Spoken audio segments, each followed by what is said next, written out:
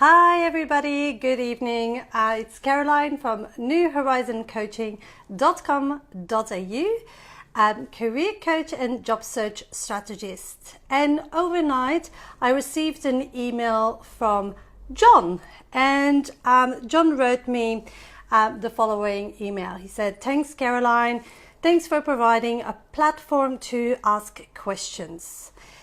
It's been challenging to get any feedback from recruiters, and it's hard to know what you need to change in your job search to make it work. I've been made redundant 8 months ago, and I have been looking for a job ever since. I'm feeling so frustrated. I'm applying for jobs I can do, but no one is giving me a call. I'm worried now that I have a gap on my resume, which is only getting bigger. Do you have any advice for me?" Well, yes, I do. I do have some pointers.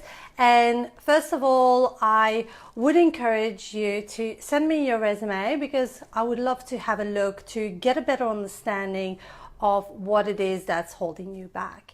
But the couple of pointers that I have is, first of all, you need to change your mindset.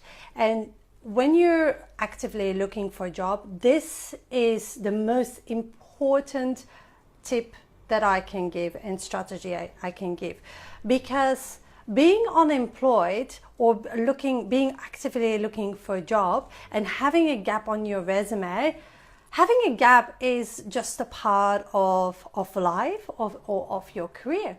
A gap is a gap, and so many people have gaps. I have 2 kids, so I have gaps. People take sabbatical, people relocate, people get made redundant, and so on. So it is most likely people have gaps on their resume. And there are 2 things that can happen.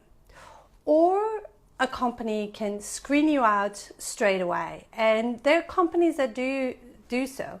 I've recruited for companies that had a minimum requirement of somebody staying at a certain company in a certain role for like 5 years, and which is just like a way that you have to cope with that. But most companies will give you a fair go, and they will call you to get a better understanding of your current situation and of your career experience.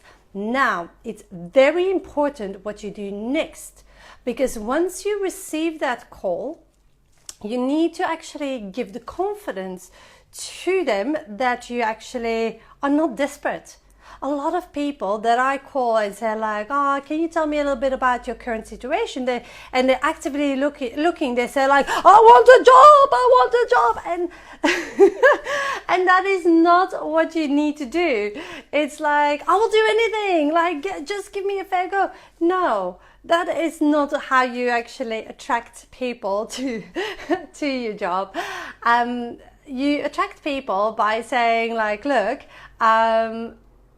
I have been reevaluating what I wanted, have been exploring the job market, and have been looking what's out there, and have started having certain conversations." And it's how confident you are saying that actually will make a difference. Because that brings me to the second point. If I have a really good CV, and a good CV is not somebody that worked for 10 years in a certain job, it could be just the way it's structured, the way it flows, the way it's articulated, that I immediately get what they specialize in, and that makes a good resume. And I see gaps, I will give that person a go, because I know how hard it is to find good talent in the market. Like, good talent is still very, very difficult to find, because people want to retain them, people want to keep them. So if you have all the skills on your resume, and your resume clearly articulates what you can bring to an organization, And it's not a washing list of stuff that you have done and skills that you have mastered, but really targeted and really organized and structured, I will give you a call, and then it's up to you to actually convince me that you are suitable for the role. So that's the second thing. So the first thing is your mindset. The second thing is your resume, that you have to make sure that communicates correctly what you're all about and stuff like that. And the third thing is your job search. Now, what a lot of people do is when they're desperately looking for an opportunity, they say like, oh my God, I will spread my net as wide as possible, and I will just apply for every single job I can do, whether it's under my level or under my salary expectations, or a little bit outside my core expertise. It doesn't matter. And they go for jobs that actually are a little bit different or below what they ideally want to, and they think like, oh my God, I'm being flexible, I'm spreading my net really wide. But actually they're doing the opposite. Because when you actually lower your salary expectations, or not salary expectations, just the salary that you actually might have been on, or really drop significantly, then you're going to put yourself in competition with a whole other category of people, and you're going to increase your competition.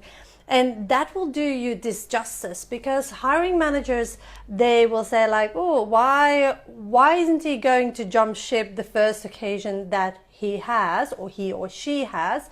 And they will raise too many questions. And in today's competitive market, when you raise questions, you end up in the maybe pile. And in the maybe pile, that's for me a translation of sitting in my inbox, and I will delete you when I have like a standout resume or standout candidate. So you don't want to really be on the maybe pile. You don't want to be on the no pile, but the maybe pile is also not good neither.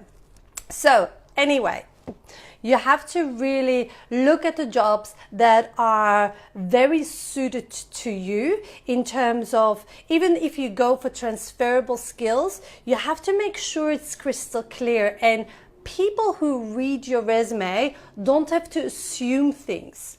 The problem these days is people make a resume, they list all the skills and experience, which is basically what you need to do, but they forget to tell their story and to really make it powerful. So you just like have a list of things, verbal diarrhea, on a piece of paper, and they just assume, or let the reader make assumptions. Oh, it's because they've done this and this, so therefore they should be able to do that. And it's about keeping it concise and really keeping it clear and structured and targeted, so your message comes across really in a proper way. So basically, you have to make sure you do that. So back to your job search. Your job search need to be targeted to organizations that you know you can bring the biggest added value. Now, how do you define those organizations? The quickest and simplest way is to take a marker, a highlighter, and to highlight on your resumes all the companies you have worked, and take a pen and write all the competitors or suppliers, vendors, or people that actually work with those organizations next to it. So you come up with a whole list of types of organizations, types of industries, and so on. And those are the organizations that you're going to bring the biggest added value. So when you're doing your job search, you actually can say, okay, this is my target list. I'm also going to look at the jobs advertised on Seek. I'm going to network with people on my target list to actually diversify a little bit your job search, and not really sitting back and just cross fingers hoping that something actually will come up. It's taking control of your job search and really making sure it gives you the right results. Now, there's a whole lot of tips I can give you on job searching, because there's a lot of different ways you can expand your job search. So I will just give you maybe one or two to give you an idea. But when you actually look at jobs, look at more unusual jobs that you know that people might not be jumping for to apply, but that those jobs can give you your foot in the door back to employment. So, for example, when jobs in the CBD will be more popular than jobs a little bit outside. So it's looking at the locations that might not be immediately available by public or reachable by public transport. Those locations or those companies might receive less applicants than when you're a really hotshot startup organization in the city with loads of money to spend and to hire away. That might be a very competitive company to work for. So it's really important for you to define, when you're looking at companies that you want to apply for, that you actually make that judgment already, like, okay, those companies I would have more chance. And then when you apply for those companies, you have to make sure that you have a really targeted cover letter, and again, your resume really clearly articulates what it is that you can bring to the table. I will put a link below this video to a resume template that I have, that I know has proved this way to be very, very successful. So I will put a link below this video. Also, with your job search, when you look at contracts, it might be quicker than permanent opportunities. The reasoning behind that is, if I'm looking for a person to start tomorrow, I had just somebody getting sick, it's really horrible, but and I just need somebody in the role tomorrow, I'm going to be more flexible on what I'm looking for. So even though you might be looking for a permanent position in the long term, a contract position that even is like a couple of weeks might actually get you started, because when you're employed, you're not checking your inbox or email every 5 seconds. You're not looking at Seek every 5 seconds, like refresh to see if there is a new job going, or you're hassling the recruiters like, I want to break now. So you're going to be more relaxed in terms of your job search. So those are the three things that I would do: is change your mindset, and if you can't change it, just pretend, because you have to sometimes fake it before you actually believe it. And if you keep on doing the same thing over and over again and thinking about it over and over again, you start to believing and adopt that new behavior. Second thing is, look at your resume. Make sure it's crystal clear, your message comes across. Don't worry about the gap. And thirdly is looking at your job search strategy and making sure you are not just relying on being reactive, apply online and cross fingers, or fingers crossed, what do you say? This is Binglish, Belgium English, Binglish. Anyway, so sorry to digress.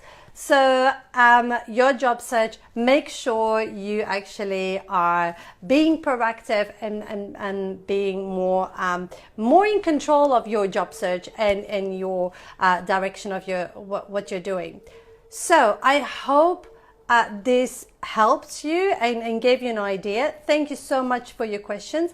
What I would recommend is you sending me your resume anyway, so I can have a good look at it and maybe help you and give you a call to give you some quick pointers, because the last thing I want you to do is bash your head against the brick wall and thinking like, I'm stuck and nobody's helping me, because it's just an awful feeling that I wouldn't want anybody to have. So, besides this, if anybody has a question for me that they want me to do a Facebook Live, and I kind of liking this Facebook Live vibe because it's a like John said, it's a platform for me to quickly tell you what I would suggest. I have put my 2 kids in to bed, and now I'm doing it. So it's actually quite working out for me very well. So anyway, bringing it back, if you have any more questions for me, please let me know. You can post it below this video, or you can email me directly on caroline@newhorizoncoaching.com.au, and I will come back to you as soon as I can. Thank you very much, and have a lovely evening. Thanks. Bye.